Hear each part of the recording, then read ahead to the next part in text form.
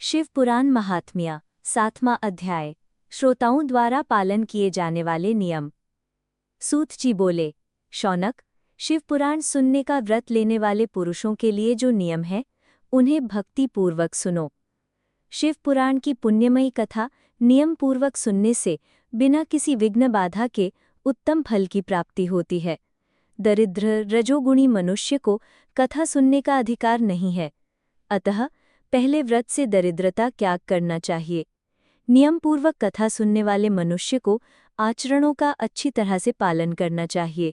उसे भूमि पर सोना चाहिए, फल मूल खाना चाहिए तथा कथा समाप्त होने पर ही अन्न ग्रहण करना चाहिए।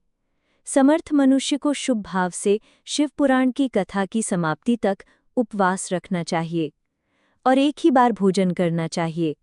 गेहूं का अन्न, दाल, जल का अन्न, सेम, मसूर तथा बासी अन्न नहीं खाना चाहिए। जिसने कथा का व्रत ले रखा हो उसे प्याज, लहसुन, हींग, गाजर, मादक वस्तुओं तथा आमिष कही जाने वाली वस्तुओं का त्याग देना चाहिए। ऐसा मनुष्य प्रत्येक दिन सत्य, शौच, दया, मौन, सरलता, विनय तथा हार्दिक उदारता आदि सद्गुणों को अपनाए तथा साधु संतों की निंदा का त्याग कर नियम पूर्वक कथा सुने। सकाम मनुष्य इस कथा के प्रभाव से अपनी अभीष्ट कामना प्राप्त करता है और निष्काम मोक्ष प्राप्त करता है।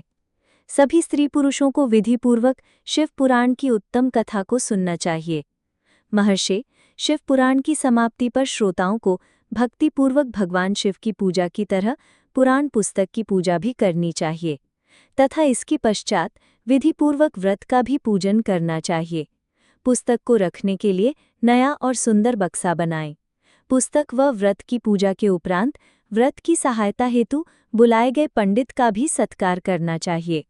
कथा ने पधारे अन्य आचार्यों को भी अन्न धन का दान दें। गीत, वाद्य और नृत्य से उत्सव को महान बनाएं।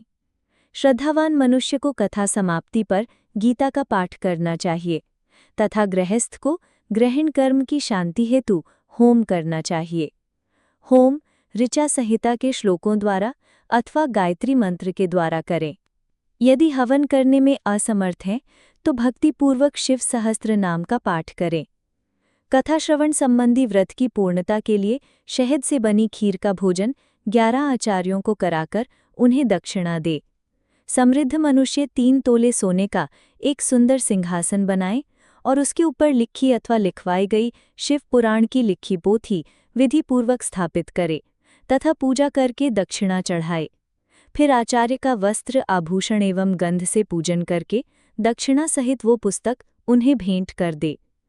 शौनक, इस पुराण के दान के प्रभाव से भगवान शिव का अनुग्रह पाकर मनुष्य भव बंधन से मुक्त हो जाता है।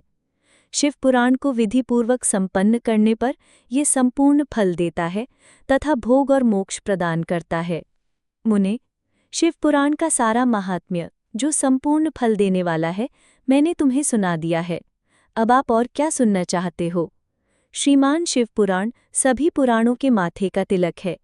जो मनुष्य सदा भगवान शिव का ध्यान करते हैं, जिनकी वाणी शिव के गुणों की स्तुति करती है और जिनके दोनों कान उनकी कथा सुनते हैं, उनका जीवन सफल हो जाता है।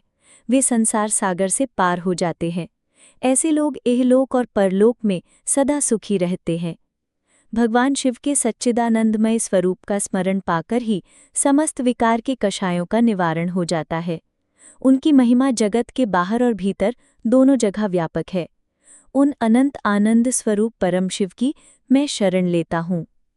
धन्यवाद। ऐसे ही भक्ति से जुड़े वीडियो के लिए चैनल को ज़रूर सब्सक्राइब करें।